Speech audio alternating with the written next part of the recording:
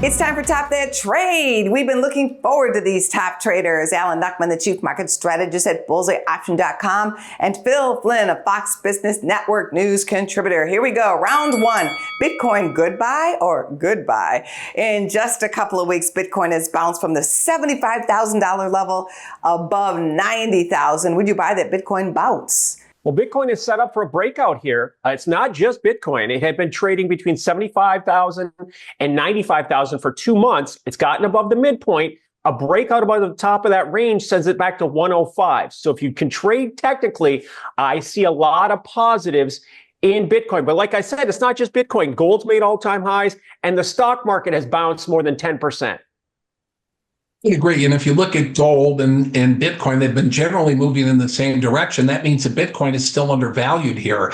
And a lot of the big Bitcoin players that I know of were never even worried when we had that huge correction on Bitcoin. They say this is the nature of this investment. And when they were seeing that huge dip, they were adding on. And I think a lot of the people that are watching wish they did too. Stone hands. There's still a lot of upside left in the Bitcoin. What's interesting is that every time it's halved, as far as the mining route goes, the Bitcoin market has really rallied. Except for this last time, it's only rallied 40%. Again, only 40% as opposed to hundreds of percent the last couple of times. So I still think there's more upside there. Round two, money or nothing. The great stock market tariff turmoil wiped out trillions of dollars. We're sending you guys on a hunt. Where is that money? Where it is right now is back in the pocket, because what we saw during the recent volatilities, a lot of people said enough of this stuff. I'm getting out and I'm going to cash. And I think a record amount of people did that. Now, if you remember, a few weeks ago when the market started to look turmoil, I recommended that people to lighten up their exposure to stocks a little bit, get back a little bit into, more stable investments. I'm reversing that call now. I think the correction in the stock market is pretty close to the bottom. I think you can go all back in. And if all that money in the sideline agrees with me, we'll be seeing record highs here in a few weeks. $7 trillion. That's what's in cash right now. Buffett did it. A lot of people did it. So it's on the sidelines. Again, money will move once people gain a little bit more confidence. And from a contrarian standpoint, I've never seen people this negative on the markets ever. And you can see that in some of the consumer sentiment numbers. And that can be very much a positive. So let's see what's next. But, like Phil said, some of the worst might be over. A move above 55.50 is the halfway point of that drop from the top. And then you could see a full recovery in this market. Round three, pure plays. The time has come, analysts tell MarketWatch, for investors to start thinking about value stocks. What's your value plan for the stock market, as some of those stocks could rally 20 to 96% over the next year?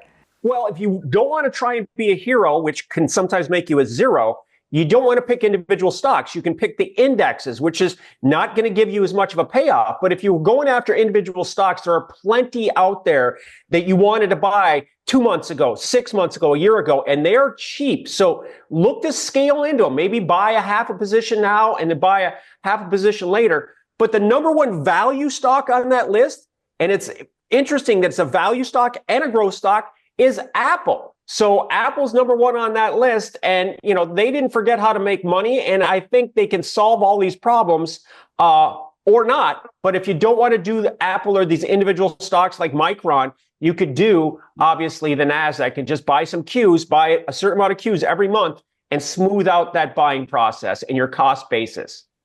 I think when you look at the stock market rally of the last couple of years, it was driven by the Magnificent Seven, right? All tech stocks. That was the bulk of everything, and everybody was throwing money at that. That meant that there is really true value in a lot of the stocks.